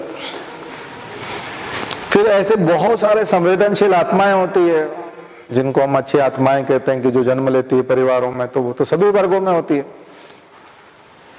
इसलिए आप फिल्मों में देखते होंगे कि जो विलेन होता है उसके घर में भी एक विभीषण होता है। विभीषण कहाँ था? रावण के यहाँ था। ऐसे बहुत सारे लोग हैं जिनके यहाँ पर एक आध फिल्मों में बताते ना, एक आदमी ऐसा होता है उसके घर में जो हीरो के परिवार को पसंद करता है, उसको जाके सब बता देता है तुम्हारे मारने का प्लान कब बनाया गया मेरे घर में, है ना। कई बार तो महिलाएं होती, उसकी पत्नी खुद होती, फिल्मों में बताते हैं ऐसा। फिल्मों में आपने देखा होगा, जो वहां जाके बता दे। आप पहली बार आए हैं क्या भैया? ये कौन है? हाँ हाँ, तो ऐसे हाँ नहीं फोन साइलेंट नहीं, आपका वो लग रहा ना, यहाँ ऐसा होता नहीं है। हाँ नहीं, यहाँ इस तरह का ये बॉडी लैंग्वेज भी ये नहीं होती ना बैठने की। अब पहली बार आए हैं इसलिए ऐसा लग रहा है। चलो आप देख रहे हो ना बाकी, तो ये सब समझाया है। खैर कोई बात नहीं। तो ये चीज होती है, ये अंतर होता है। तो ये जो इतने सारे लोग, अब बहुमत किसका हो गया? सामान्य इच्छा का। अब विशेष इच्छा है कि अब विशेष इच्छा तो किसी की हो सकती है कि एक मुसलमान ना दिखे इस देश में, हम सबको मार भगाएंगे, सारे भाग जाओ बस, एक ना बचे बस। ये विशेष इच्छा है, ये सामान्य इच्छा नहीं है। आ गया समझ में? तो इसलिए कई बार आता है ना कि प्रस्तावना में फिर कौन सी बात ऊपर रखी जाएगी? सामान्य इच्छा को ऊपर रखा जाएगा। लोकतंत्र में सामान्य इच्छा, लोकतंत्रात्मक गणराज्य। तो लोकतंत्रात्मक गणराज्य में सामान्य इच्छा की कदर की जाए। आप कहोगे लोकतंत्र में तो हम भी आते हैं और हमारी ये इच्छा सामान्य इच्छा नहीं है, ये तुम्हारी विशेष इच्छा। ठीक है। जब खाना खाने की बात आती है तो रोटी सब्जी दाल चावल या सिंपल ऐसा खाना खाने की इच्छा होती है ना आदमी की, कि मेरे को एक समय का खाना मिल जाए। लेकिन एक समय का बहुत विशेष पकवान मिले, बहुत सारे खाने पीने को अच्छे चीजें चले, ये विशेष इच्छा हो सकती। सामान्य इच्छा होती। इसीलिए जो नॉनवेज की जो है ना, उसको सामान्य इच्छा नहीं मानते भारत में। इसलिए आप देखोगे कि मुसलमान भी यदि दावत देता है और उसको लगता है कि ये हिंदू भी आने वाले हैं, तो वो खाना कौन सा रखता है? शाकाहारी खाना रखता है। होगा वो अपने वर्ग के लोगों के लिए, या विशेष खाना रखता होगा। वो विशेष इच्छा हो सकती है आपकी, लेकिन वो सामान्य इच्छा नहीं। इसलिए आप एकेडमी में जाओगे, आपको जो खाने के लिए वहाँ डाइनिंग वो रहेगा, उसमें आईपीएस भी होते हैं। तो आईपीएस तो पुलिस होती है, अगर वो बकरी नहीं खाएगा ताकत कैसे आएगी? मुर्गा नहीं खाएगा तो आईपीएस में ताकत कैसे आएगी? अपराधी के पीछे कैसे दौड़ेगा? लेकिन उसको वही दाल चावल रोटी सब्जी वही खिलाया जाएगा। वहां पे यही होगा। आपको और विशेष कुछ खाना है तो दूसरे दिन लगेगा, उस दिन स्टॉल पे वहां चले जाना, उस पर लिखा भी होगा कि ये नॉन वेज है। और फिर वो जाते भी चुपके से हैं, अलग से जाते हैं, ऐसे आपने देखा होगा। और कई सार्वजनिक जगहों पे अगर ऐसा होता तो उनमें एक अपराध बोध सा होता है कि हम ये काम कर रहे हैं, मतलब ये सामान्य नहीं है। ये विशेष काम है। और विशेष काम करते समय जो एक भाव होता है वो उनके अंदर वो होता है, तो सामान्य इच्छा नहीं हो सकती। तो भारत की सामान्य इच्छाएं अगर आप देखेंगे तो वो चाहे पूजा पद्धति के माध्यम से हो। अब आपको आज लोकतंत्र का मतलब अच्छे से समझ में आया होगा। हम भारत के लोग का मतलब भी समझ में आया। ये हम भारत के लोग में वो लोग ही नहीं है जो सामान्य नहीं है, जिनकी इच्छाएं सामान्य नहीं, उस हम भारत के लोग में आते ही नहीं है। ठीक है, राम के लिए अगर आप सेना में आए हैं और सीता को वहां से लेके आना है तो सामान्य इच्छा है सीता माता, एक सबसे पहली सामान्य इच्छा है कि सीता माता के लिए लड़ाई हो रही है। दूसरी है कि हम सब वहां मत भिन्नता नहीं हो सकते इस मामले में, और राम के नेतृत्व में भी मत भिन्नता नहीं हो सकती, क्योंकि वहां इकट्ठे हुए उसका प्रयोजन ही ये है कि राम की पत्नी को लेके आना है। तो वो विशेष व्यक्ति है, इसको मानने में भी सामान्य इच्छा है, क्योंकि वहां सारे लोगों की इच्छा यही थी, सब लोग आए यही थे। तो जब आप किसी का शादी का कार्ड आता है और आप जाते हो तो जो दूल्हा है वो बहुत विशेष है, उसकी विशेषता को आप स्वयं दूल्हा बन करके खत्म नहीं कर सकते वहां के। इसलिए कई महिलाएं जो है श्रृंगार करके उस तरह से आ जाती है, वो दुल्हन से अच्छी दिखने लग जाती है, तो उसको बहुत दिक्कत आती है। उसको अगर दुल्हन मानने लग जाए तो फिर समस्या ही खड़ा, तो दूसरी इतना मेकअप कर ले वो, इसलिए दुल्हन का मेकअप जानबूझ करके और ज्यादा किया जाता है कि वो विशेष दिखे, दूसरे से विशेष दिखे। तो आपको अपनी सामान्य इच्छाएं किसी में भी नहीं थोपनी है, ऐसे लोकतंत्र में भी नहीं थोपना है। अपनी मतलब विशेष इच्छाएं नहीं थोपनी है, सामान्य इच्छा बना के रखनी है। ये मजबूरी होती है शासक की। शासक जो होता है वो मजबूर होता है इस चीज के लिए, क्योंकि कॉन्स्टिट्यूशन से बना है। तो जब भी कॉन्स्टिट्यूशन से कोई शासक बनता है तो उसकी मजबूरी होती है कि वो अपने आप को भी सामान्य बनाए रखे और अपनी इच्छाओं को भी सामान्य बनाए रखे, चाहे उसके अंदर से विशेष इच्छा हो रही हो तब भी नहीं बना सकता हो, ये मजबूरी होती है। पंच परमेश्वर की कहानी आपने सुनी है ना, उसमें जुम्मन शेख और अरगो मियां दोनों को मौका मिलता है सरपंच बनने का, और वो सामान्य इच्छा के अनुरूप अपने को लोकतंत्र को बनाए रखते हैं, जबकि वो विशेष फैसला ले सकते थे क्योंकि उनको पता था।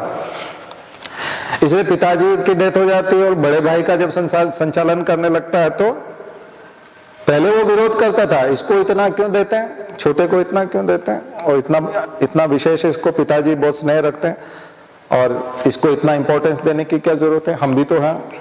लेकिन जब उसके ऊपर जिम्मेदारी आती तो वो सबसे पहले उसी से पूछता, और छोटे तेरे को कोई दिक्कत तो नहीं है? तो बोले अरे जब यही बात पिताजी पूछते थे तो तुमको बड़ी आपत्ति थी, अब तुम्हारे ऊपर जब ये आया तो तुम क्यों पूछते हो, क्योंकि वो जिम्मेदारी आ गई। ये सामान्य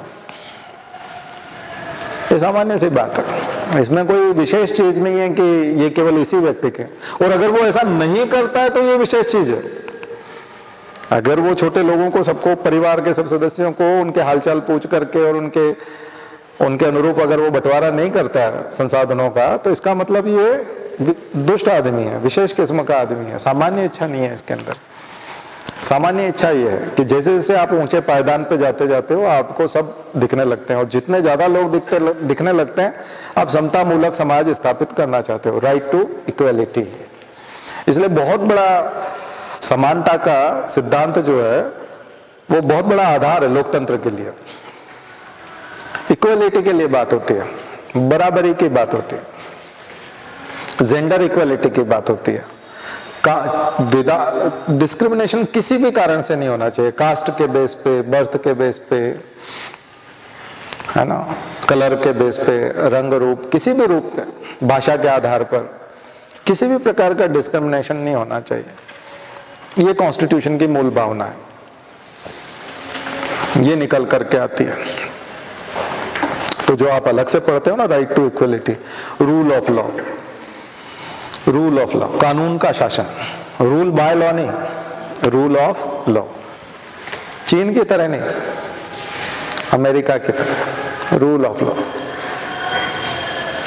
प्रोसीजर एस्टेब्लिश्ड बाय लॉ, उसके तहत होना चाहिए,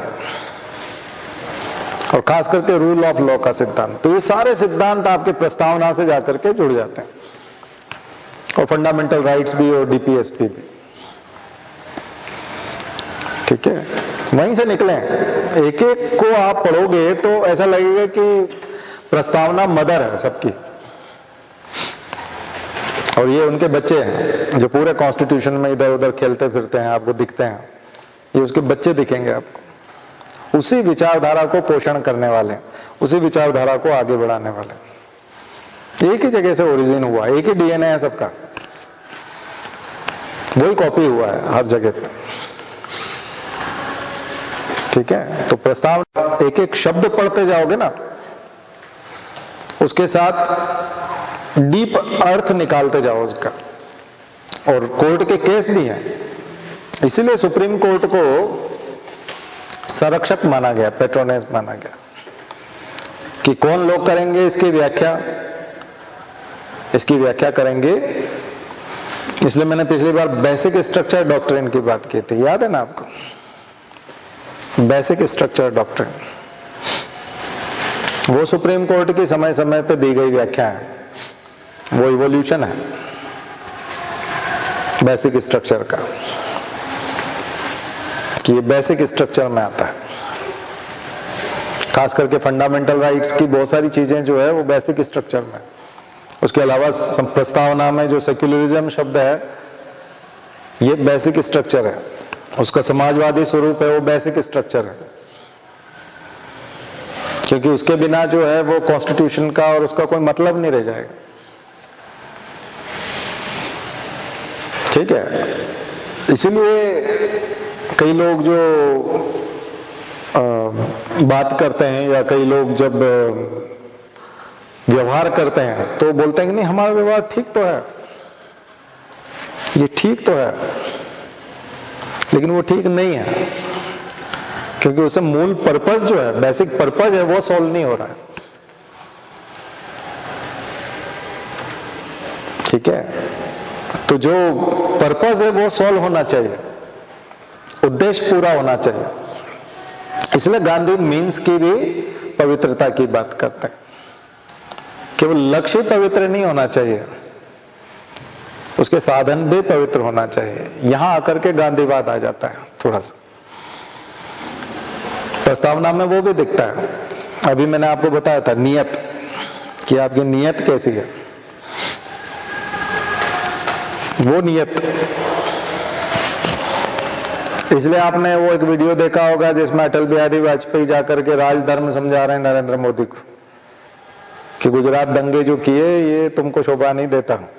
यूं तो नहीं बोलते वो, लेकिन वो बोलते हैं कि नहीं, राजा का कुछ धर्म होता है, राजधर्म का पालन होना चाहिए।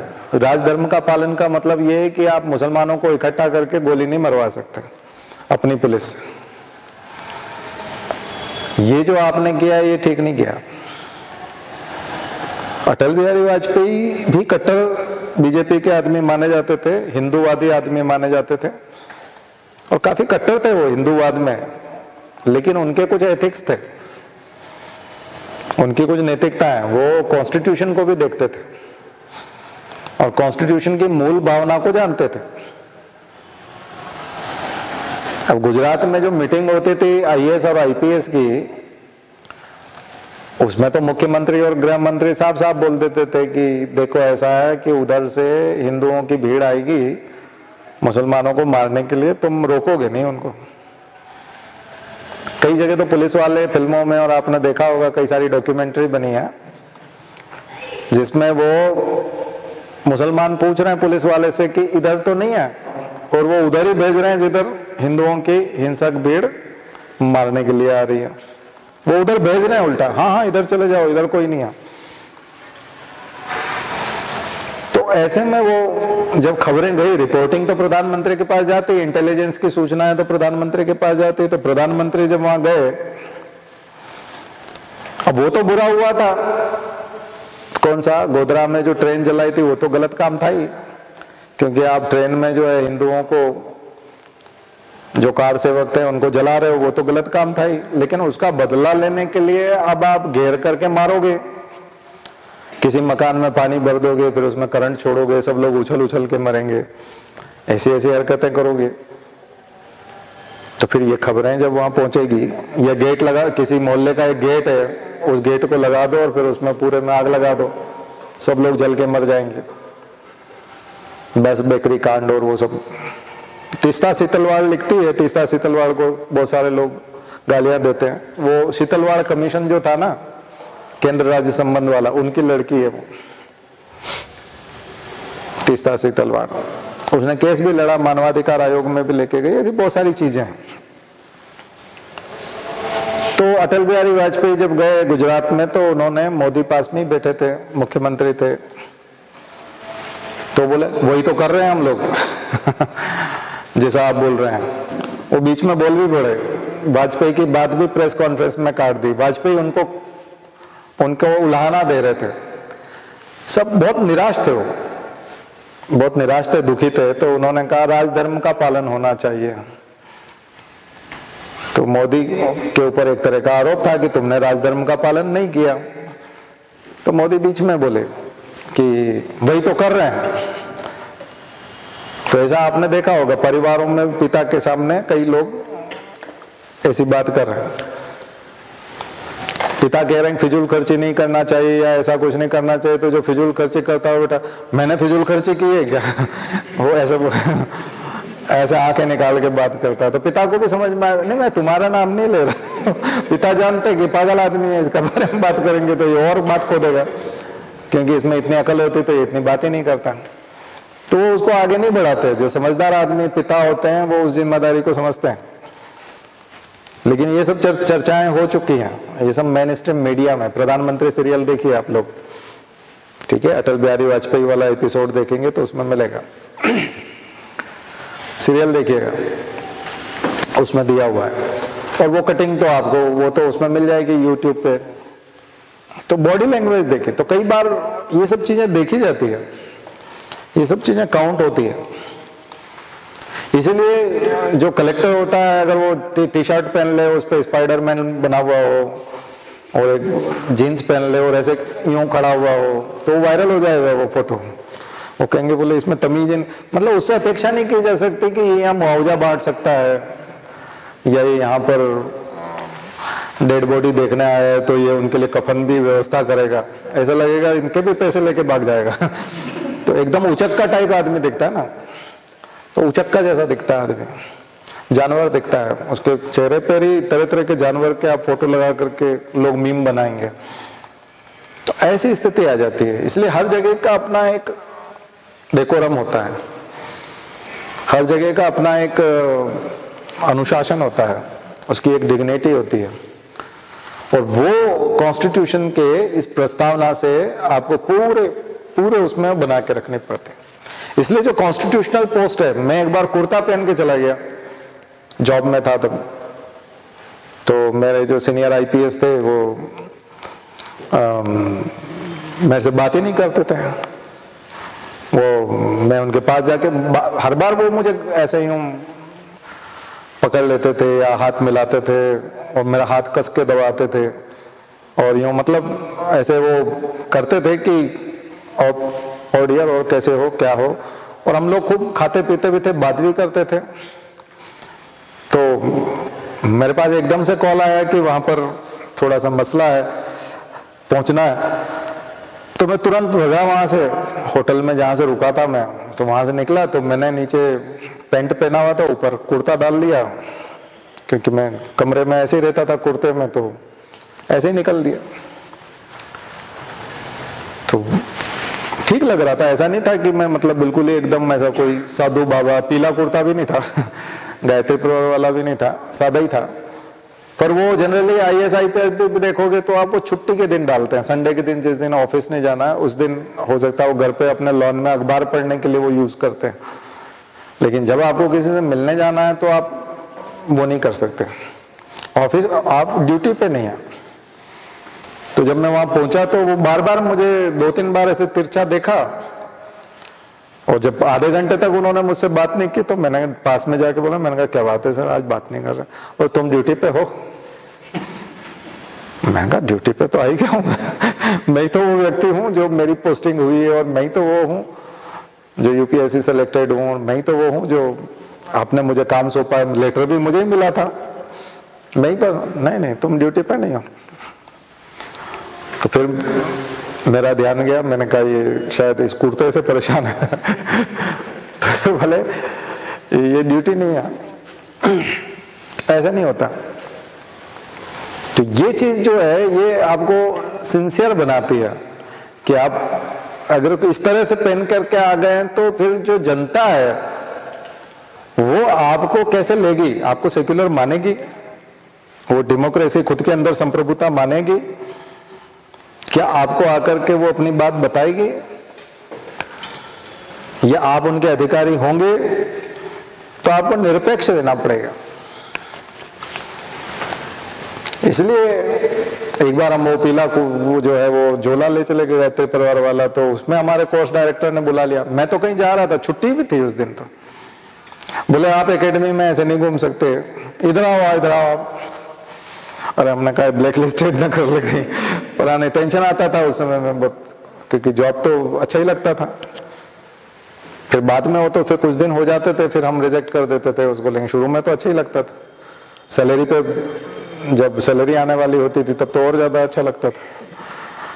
तो वो आप ऐसे नहीं घूम सकते, आप ये नहीं कर सकते, क्योंकि ये चीजें कहीं लिखी हुई नहीं है।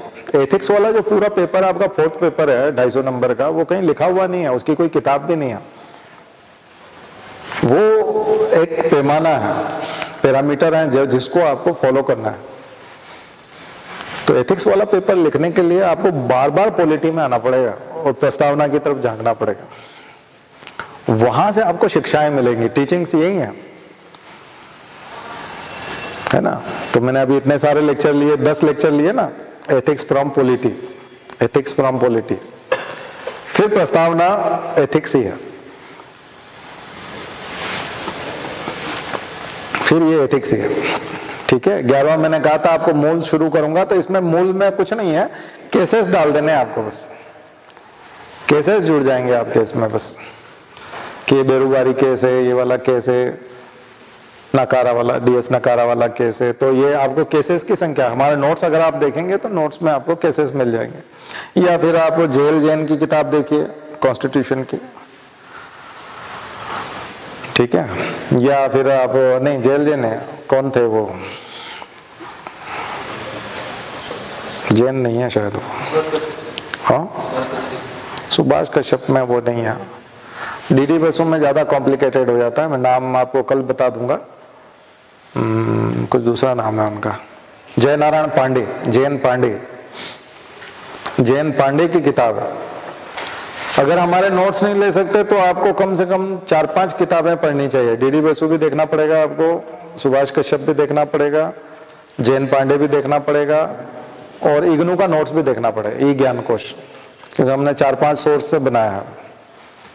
तो जैन पांडे में सबसे ज्यादा केस है, सबसे ज्यादा केसेस उसमें है, और बहुत अच्छी किताब है, बस थोड़ी सी बल्कि है तो वो परेशान होते हैं लोग उसमें। आप चूंकि जो 1 साल में 1.5 साल में तैयारी करना चाहते हैं तो उनको दिक्कत आती है, वो लोग नहीं कर पाते। जिनको लंबे समय तक, खास करके अभी जो फर्स्ट ईयर में है, 11वीं में है, ऐसे लोग जरूर उसका फायदा उठा सकते हैं। जैन पांडे, ठीक है, कॉन्स्टिट्यूशन तो ऑनलाइन भी मिल जाएगी आपको, ठीक है, दोनों मीडियम में है, अच्छी किताब है, बहुत अच्छी किताब है। और सुभाष कश्यप की तो 3 किताबें सुभाष कश्यप की, एक तो संविधान का विकास, संवैधानिक विकास, एक हमारा संविधान, और एक संविधान और हम करके है।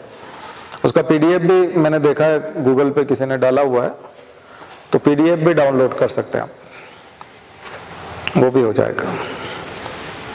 तो ये सारी किताबों के अंश से आप लोग इसमें, उन्होंने भी, सुभाष कश्यप ने भी एक एक शब्द की व्याख्या थोड़ी लंबी दी है ना, प्रस्तावना को बहुत इंपॉर्टेंस दिया, और एक एक पेज में एक एक शब्द की व्याख्या दे रखी है। तो आप लोग भी एक एक पेज में 150 शब्दों में अपना एक नोट्स बनाओ। हम भारत के लोग के लिए, संप्रभुता के लिए, संपूर्ण प्रभुत्व संपन्न, ठीक है, लोकतंत्रात्मक गणराज्य, तो लोकतंत्रात्मक के लिए, गणराज्य शब्द के लिए, ठीक है। उसके बाद आएगा इंपॉर्टेंट वर्ड, पंथ निरपेक्ष, सेक्युलर। तो सेक्युलर शब्द के क्या मायने, कई लोग गाली मानते हैं इसको, कई लोग अभी सोशल मीडिया पे देखेंगे तो गाली। कॉन्स्टिट्यूशन पढ़ोगे तो ये सारे भ्रांतियां खुल जाएगी, अदरवाइज तो पागलपन तो कहीं पे भी। अनपढ़ आदमी तो उसका तो कोई मूल्य नहीं है। अनपढ़ आदमी के, जो पढ़ा लिखा नहीं है, जिसको समझा ही नहीं, जिसने कभी पॉलिटी को नहीं पढ़ा, कॉन्स्टिट्यूशन को नहीं पढ़ा, जो कभी सेक्युलर के बारे में डीप में कभी कोई उसने आर्टिकल नहीं पढ़े, तो ऐसे आदमी के मत का तो कोई मतलब नहीं है, क्योंकि वो तो कुछ भी बोल देगा, उसको कुछ पता ही नहीं है। ठीक है। तो आपके यहाँ जो, अगर आपके संपर्क में कोई ऐसे व्यक्ति हो जो पढ़े लिखे बिल्कुल भी नहीं है, ऐसे में अगर किसी ने एमटेक भी कर लिया है और IIT बॉम्बे से किया है, वो घर पे लौटा है, तो भी उसके लिए कोई बहुत ज्यादा वही काला अक्षर बेस बराबर टाइप है उसको कोई बहुत ज्यादा नहीं पता। तो हो सकता ओ ये बढ़िया है, ऐसे बहुत देखे इनके जैसे पढ़े लिखे लोग, कुछ भी बोल देगा वो, और हो सकता वहां ये बोल के चलते। ऐसे लोग तो फिर बाद में जो करोड़ों की सैलरी होती है ना, उससे इंप्रेस होते हैं बोले। पर मैंने एक ऐसे आदमी पे कटाक्ष होते हुए देखा जिसकी करोड़ों की सैलरी हो गई, तो वो जो अनपढ़ आदमी आया वो उसको जाके बोल रहा तुम्हारे तो फिर किसी भी बैंक में पैसे नहीं टिकते होंगे, मतलब इतने पैसे होंगे जो सारे बैंक फुल हो गए होंगे, मतलब उसको ऐसे कटाक्ष कर रहा था उसके ऊपर। तो वो बड़ा सकुचा गया, बोले कि ये मतलब मेरे साथ ऐसे कैसे बात कर। वो उनका ब्रदर ही था, कजिन था, वो पढ़ा लिखा नहीं था, बस कजिन था वो। फिर मैं उसको दूर ले गया, मैंने कहा इसका दिमाग खराब करेगा। मैंने कहा मैं समझदार हूं, मैं इसको दूर ले जाऊं, ये कार्टून है और ये किसी काम का नहीं है और इसकी जगह यहाँ है नहीं। मैंने कहा तुम इधर जाओ,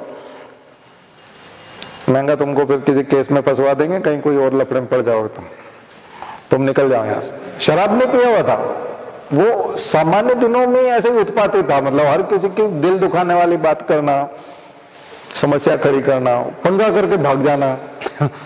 ऐसे ऐसे काम करते हैं कुछ लोग, उनका काम ही यही होता है। अब ऐसे लोग, उत्पाती लोग सोशल मीडिया पे मिल जाएं या और कहीं मिल जाएं और वो अगर कॉन्स्टिट्यूशन के बारे में कुछ बोल रहे हो तो उनका कोई कुछ नहीं कर सकता, ठीक है। वो सेक्युलरिज्म के बारे में कुछ बोले या फिर गांधी के बारे में, वो तो गोडसे की जय बोलते हैं। अब ऐसे सांसद बन गए हमारे यहाँ तो वो गोडसे की जय बोलने वाले, बल्कि वो तो उसके वो हैं। अब ये दुर्भाग्य है कि इतना अच्छा कॉन्स्टिट्यूशन है, सब कुछ है, लेकिन बीच में आंधी ऐसी चली कि मीडिया ने ऐसा माहौल बनाया कि ये सब हो गए। अदरवाइज तो ये बनने लायक नहीं है, क्योंकि जो नफरत तैयार हुई ना पार्टियों के प्रति, दूसरी पार्टियों के प्रति जो नफरत तैयार हुई, उन्होंने बनाया। इनके अंदर इतनी कोई योग्यता नहीं थी कि ये इनकी तरफ, ये पुल फैक्टर नहीं था बल्कि पुश फैक्टर था। उधर से लोग भागे हैं निराश होकर के। जो 2013 में जो कांग्रेस की सरकार थी, उस समय का जो नैरेटिव था, आपने देखा होगा कि अब अरविंद केजरीवाल को तो कोई भी नेता मानता ही नहीं था ना, नेता था भी नहीं वो। लेकिन पहली बार में ही कितनी सारी 28 सीटें आ गई थी दिल्ली में, पहली बार में ही इतनी सीटें आ गई थी। तो इतनी सारी सीटें कहां से आ गई? वो पहली बार में, और दूसरी बार में तो 67 सीटें ले आया, 70 में से। तो ये क्या था? किसी ने केजरीवाल का मुख्यमंत्री काल देख रखा था क्या? किसी ने ये देख रखा था कि केजरीवाल बहुत जबरदस्त नेता है या उसका भाषण बहुत जबरदस्त है? ये पुश फैक्टर था। एक पार्टी से लोग परेशान हो गए थे। उसके बारे में बताया गया था कि इन्होंने बहुत ज्यादा भ्रष्टाचार किए हैं, घोटाले किए हैं, प्रधानमंत्री बोलता नहीं है, ऐसी ऐसी बातें इतनी मीडिया में इतनी ज्यादा हावी थी कि लोग नफरत करने लगे थे, लोग ऊब चुके थे, बोले अब इसको नहीं देख सकते, बस अब हटाओ, अब जो भी हो। तो ऐसा नहीं कि वो लोग इन अरविंद केजरीवाल से आकर्षित होकर के, प्रभावित होकर के वहां बहुत ज्यादा वोट दे रहे थे, नरेंद्र मोदी से प्रभावित हो गए थे, या फिर और कोई जो इतने सारे सांसद बन गए थे देश में, नए नवेले कितने सारे सांसद थे, जिसको टिकट दिया वो सब सांसद बन गए क्योंकि वो बीजेपी से थे और नरेंद्र मोदी के नाम पे वोट पड़ रहे थे, तो हर कोई सांसद बन गया, हर किसी की किस्मत चमक गई। देखा था ना आपने, मतलब बिल्कुल जिसने राजनीति में कभी भी समय नहीं दिया, ऐसे आदमी को भी टिकट मिल गया, वो भी बन गया। तो ऐसे में क्या वो बहुत चतुर राजनीतिज्ञ है या उसका लक बहुत काम कर रहा था? नहीं, पुल फैक्टर नहीं था, आकर्षण जैसी कोई चीज नहीं थी, पुश फैक्टर था। धक्का दिया गया था, एक जगह से नफरत हो गई थी, एक जगह से एक जगह से ऐसा हो गया था कि निराशा आ गई थी, लग रहा था कि यहां कुछ नहीं हो सकता। तभी तो अन्ना का आंदोलन कितना सफल हुआ था, है ना? मतलब निर्भया का आंदोलन कितना सफल हुआ था। उससे पहले लोगों को कानून व्यवस्था से बहुत उम्मीद हो गई थी कि नहीं, पुलिस वालों को, अपराधियों को पकड़ना चाहिए, उनको फांसी होनी चाहिए, और वो इस हद तक फैला कि कानून ही बन गया। 27-28 दिन में तो कानून बन गया। तो एक महीने के अंदर कोई नया एक्ट बन जाए और वो भी सारी जनता की तरफ से एसएमएस गए थे और ईमेल गए थे, लेटर गए थे। कौन सा कमीशन बना था? वर्मा कमीशन, याद है ना आपको? हाँ, जस्टिस वर्मा कमीशन। तो इतना जल्दी जल्दी ये सब हो जाना, ये ऊर्जा जो थी ये पुल फैक्टर वाली नहीं थी, ये पुश फैक्टर थी, नफरत थी, लोगों को गुस्सा था, उदासीनता के प्रति, निष्क्रियता के प्रति, इस वजह से हुआ था। ये डेमोक्रेसी का सबसे शानदार उदाहरण, इसको आप डायरेक्ट डेमोक्रेसी कह सकते हैं। ये जो कानून बना था ना वर्मा कमीशन द्वारा, पॉस्को एक्ट बना था, उसमें ये डायरेक्ट डेमोक्रेसी का एग्जाम्पल है। डायरेक्ट डेमोक्रेसी, प्रत्यक्ष प्रजातंत्र इसी को कहते हैं। भारत में प्रत्यक्ष प्रजातंत्र का अगर आपको उदाहरण देखना हो तो वर्मा कमीशन के द्वारा कानून का रिकमेंडेशन एंड देन एक्ट बनना, पॉस्को एक्ट का निर्माण।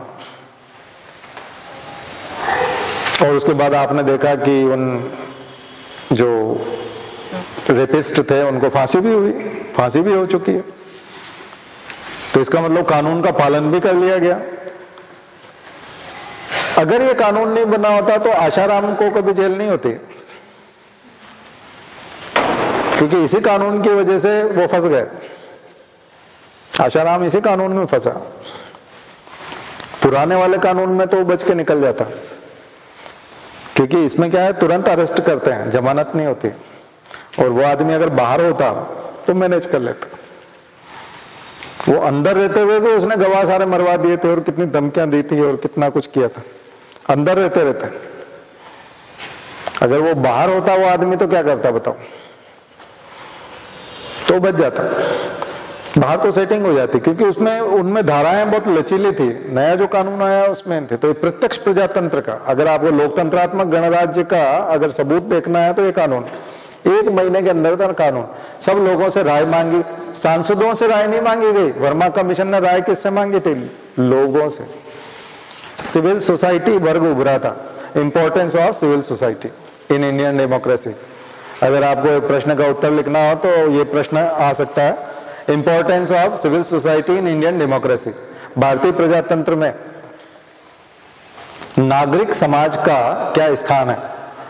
और एक उदाहरण दीजिए जिसमें उसने सक्रियता से भाग लिया।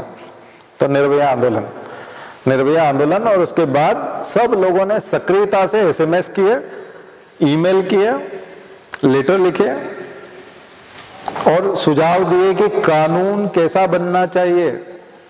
और उसमें स्टॉकिंग से शुरू किया, घूरने से, पीछा करने से, वहां से शुरू किया कानून में।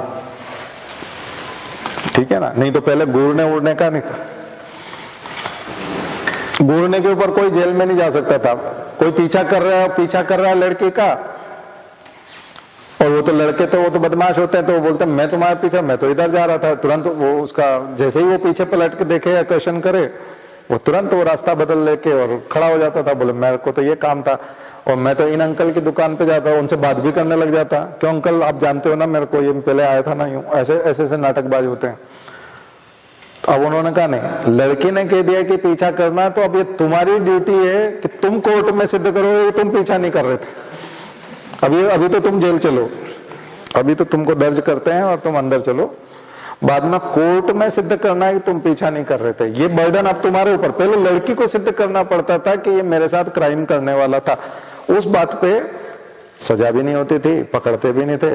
पुलिस वाले ही बोलते थे कुछ किया क्या, कुछ हुआ क्या तुम्हारे साथ, तुम्हारे हाथ लगाया क्या, फिर गए जाओ, भगा देते थे। अब लड़की बोलती सर ये घूर रहा था, ये पीछा कर रहा था, चलो अंदर, जमानत उमानत कुछ कोर्ट में बताना।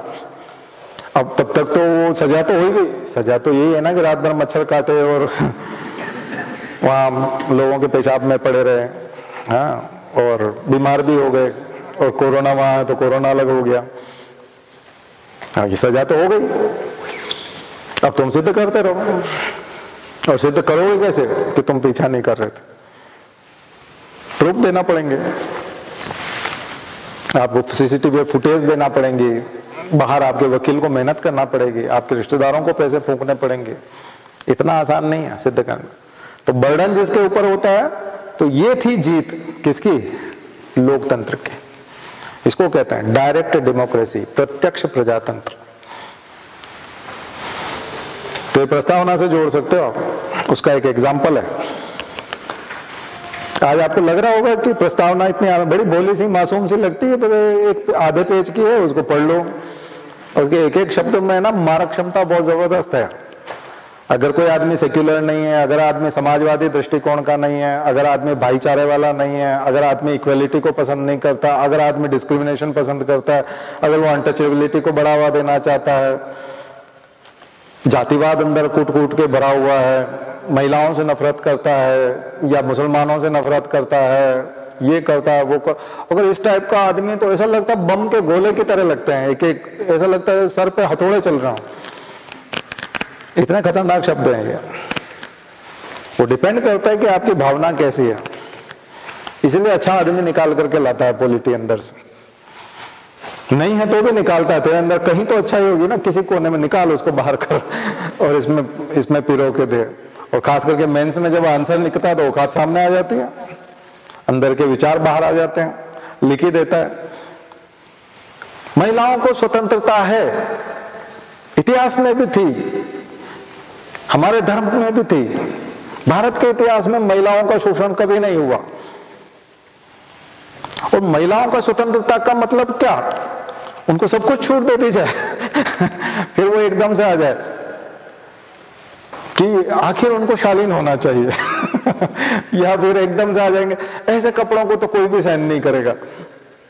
और नारी स्वतंत्रता का मतलब ये तो नहीं होता कि वो ऐसे कॉपियां चेक की हमने, मैं यहाँ टेस्ट करता हूँ ना, टेस्ट जो लेता हूँ उसमें भी आ जाता है कि मूल भावना से बिदकना बहुत दिक्कत है। एक लड़का तो मेरे से उलझ ही पड़ा, आगे आगे बैठा था, तो मैं जब ऐसे ही पढ़ाई की बात कर रहा था तो मैंने कहा 12वीं के बाद में स्कूल नहीं होते गांव में कई बार, तो शहरों में, तो उसकी बहन 12वीं में होगी और उसके घर में बातचीत चल रही होगी, तो वो तुरंत बोल पड़ा सब, फिर वो शहर जाएगी तो भाग जाएगी तो उसका घर का ही मसला होगा कुछ, या उसकी कजीन होगी या उसी की बहन होगी, तो वो उसमें उलझा पड़ा था। तो उसे मुझसे ही निकल गया, मतलब वो उसमें चला गया, वो ट्रांस में, वो यहाँ था ही नहीं क्लास में, हाँ वो अपने उसमें चला गया और उसको लगा कि असली जिंदगी में चला गया। और उसको लगा कि मेरे घर में भी जो कुसुम को भेज रहे ना, और वो तो बहुत सीधी है और वो तो हंस हंस के बात करती है और सबसे करती है और वो तो किसी के भी चक्कर में आ जाती है, इसे मतलब उसको कुछ लगा होगा कुछ ऐसा। और अब वो गांव में नहीं पढ़ेगी क्योंकि अब तो 12वीं के बाद वो फर्स्ट सेमेस्टर में कहीं जाएगी, मतलब कॉलेज में जाएगी, तो उसको फिर वो कॉलेज में पढ़ रहा होगा वहां उस शहर में, तो वहां के लड़के कैसे हैं उसको सब पता है, वो तो उसको लगा मतलब वो गई, अब वो तो तुरंत उसके मुंह से निकल गया एकदम से। कॉपी में क्यों नहीं निकलेगा? आप 3 घंटे लिखोगे, आप क्लास में बैठे हो तब आप अपने आप को संभाल नहीं पाए, प्रत्यक्ष जिसमें सब लोग हंसने लगे, खास करके लड़कियां बहुत हंसने लगी, बोले इसको क्या हो गया, कौन भाग जाएगी, क्या हो गया। तो वो जब वहां नहीं संभाल सका, कॉपी में आ जाता है, कॉपी में आ जाता है। खास करके एक निबंध ऐसा आया था यूपीएससी में, जानबूझ के वो उकसा रहा था ऐसे लोगों को, उसमें लिखा था नारी स्वतंत्रता किस ओर, नारी मुक्ति किस ओर, यानी कि नारी को स्वतंत्रता मिले लेकिन वो किस ओर। उसमें जम के लोगों ने लिखा कि कम से कम इस तरफ तो स्वतंत्रता बिल्कुल नहीं होनी चाहिए तो वो बहुत मुश्किल पड़ता है। तो आपके अंदर के ओरिजिनल विचार जो है वो कहीं न कहीं पकड़ में आएंगे और वो फिर पकड़ करके आपको बाहर कर देते हैं, तो आप आईएएस नहीं बन पाते। तो प्रस्तावना जो है आपको गाइडलाइन करेगी कि कितना आपको झुकना है, कितना झुकना है, किस तरफ झुकना है, धर्म के मामले में कितना झुकना है, जेंडर बेस जब होगा तब कितना झुकना है, और कितना एक आदर्श परिपथ पे बने रहे, ताकि आपका आंसर जो है एक आइडियल आंसर बना रहे। ठीक है। अब पर मैंने ये बताया दिल से अगर होगा तो बहुत अच्छी शब्दों का चयन होता है। ठीक है। जैसे कोई फॉलोअर होते हैं और जैसे जो फॉलोअर होते हैं तो वो क्या लिखते हैं, प्रचंड बहुमत से जीते, हमारे नेताजी प्रचंड बहुमत से जीते। कुछ लोग बोलेंगे भारी बहुमत से जीते, कुछ लोगों को बोलेगा नहीं इनको जनता ने जिता दिया। और जो विपक्षी होंगे वो बोलेंगे अब जनता का, अब ये जीते हैं, जनता ने इनको चुना है तो ठीक है। वो मतलब बहुत ज्यादा उस तरह से बात नहीं करते। लेकिन जो बिल्कुल फॉलोअर होता है ना, कट्टर समर्थक, वो क्या बोलेंगे, हम शब्द जबरदस्त लेके आते हैं, ऐसा होता है। तो ये यहां आकर के पकड़ में आ जाता है आदमी कि आप जब संविधान को फेवर करते हैं, आप जब प्रस्तावना के हिसाब से चलते हैं, तब आप करते हैं, तो फिर आप उसको वो वहां पर करते हैं। ठीक है, इसलिए कई लोग जो गांधी की हत्या पर वो बोलते हैं नहीं, नाथूराम गोडसे को ऐसा नहीं करना चाहिए था। वो हत्यारा नहीं बोलते उसको हत्यारा नहीं बोलते। कई लोग तो नाथ गोडसे जी बोल देते है ना, नहीं तो किन्हीं का परम पूज्य गोडसे जी, एक ने तो मंदिर ही बना दिया गोडसे का। तो डिपेंड करता है कि आप गोडसे को समर्थन करते हो या महात्मा गांधी को। ठीक है, तो जब आप गांधी को समर्थन करते हो तो नाथूराम गोडसे को हत्यारा लिखते हो, सीधा हत्यारा लिखते हो। तो उसमें कोई दुविधा नहीं रहती, मन में कोई संशय नहीं रहता कि आप जो है अहिंसा के उसमें किस तरह से। ठीक है, तो संबोधन में थोड़ा सा शब्दों का चयन जो है उसकी क्वालिटी सिलेक्ट करिए, ये करने में मदद करेगा आपका प्रस्तावना। चलिए आगे का हिस्सा हम कल करेंगे। ठीक है, आज की बात यहीं समाप्त करते हैं।